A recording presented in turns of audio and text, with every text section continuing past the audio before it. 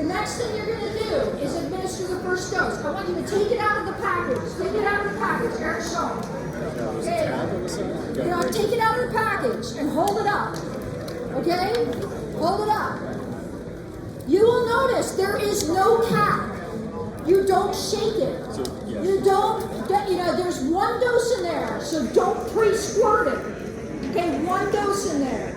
Okay, one life, one dose. Say it with me. One life, one dose. Okay, no cap on it. So I'm going to show you.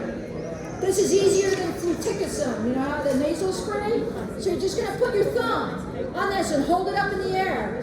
Okay, and I'm going to show you what it's going to look like. You're going to put it up somebody's nose just like this. Okay, do it. Okay? Do you see it? Very good. That's one dose. Okay? This is now trash. Okay?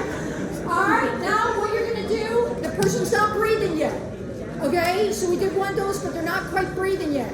So you're going to start rescue breaths. Rescue breaths look like this. One breath every 5 seconds. One breath every 5 seconds. So you're going to go 2, 3, 4, 5. 2, 3, 4, 5. You're going to keep that up for 2 minutes. Okay?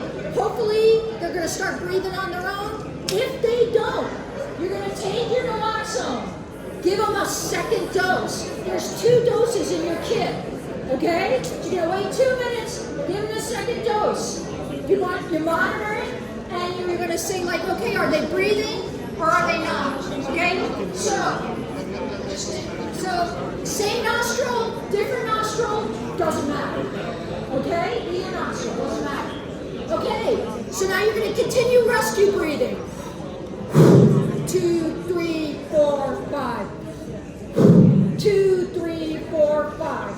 Okay, you're going to keep that up until they start breathing again or EMS arrives.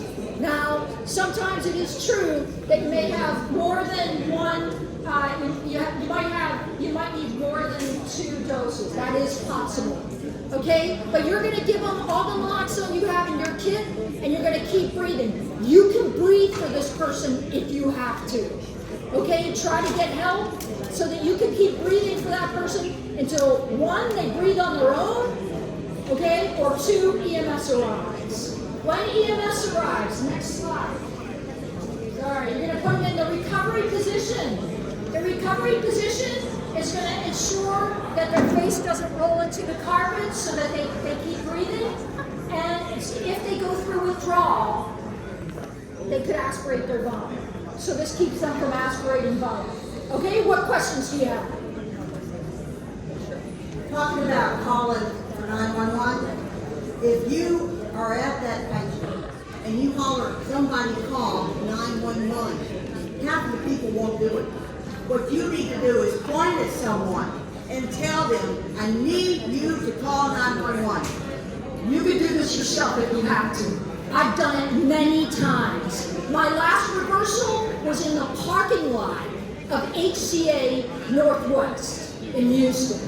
Somebody was overdosed in the parking lot. It was night, and people were walking around this person.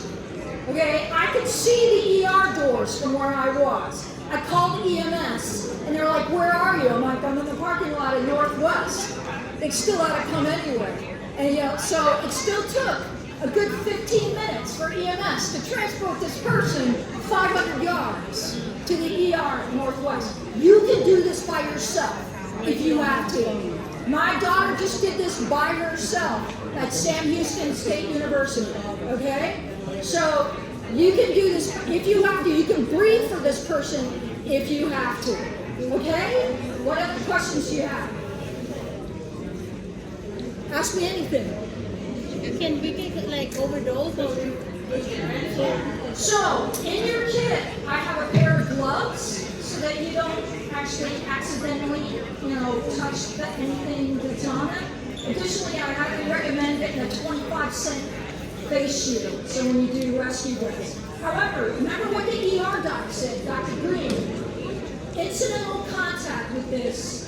You will not overdose. The only way you're overdose with incidental, if I went up to, sorry ma'am, if she had a white powder on her and I touched it, As long as you have intact skin, the only way I'll overdose is if I do this. Okay? You cannot overdose from this. You can get an anxiety attack from being jazzed up. But you cannot overdose from incidental conduct. I'm not recommending that anybody touch a substance that they don't know what it is. And that's why each of the kits has gloves in it. Okay? And I highly recommend a CPR shield. Okay, they're 20, we ran out of them, sorry, but they're 25 cents, they're super cheap. Okay, so what else? So you can, Narcan is now over the counter. You can go to Kroger and buy it like you're buying eggs. No kidding. Like you're buying toothpaste. It's a little expensive, it's like $45. But I just took a picture of it. I just picked up my son's medication, and it was sitting right out in that, where the first aid stuff is. You're like, you can buy it like you're buying toothpaste, no kidding. Okay, what other questions? That's a really good question. So once we administer this, we should connect immediately, or we give it? It takes about 2 minutes. It takes about 2 minutes. That's when we start rescue drugs. No, you start rescue drugs right away. So if the person's not breathing after you give them naloxone, you start rescue drugs. If they start breathing, believe me, you'll know. They'll go, what are you doing? So no, you start rescue drugs. You can breathe for this person. You have to. You put them in rescue position. Yep. What other questions? Anybody have a question? I've done this myself more than 50 times. Must be the people I hang out with. Yes, ma'am.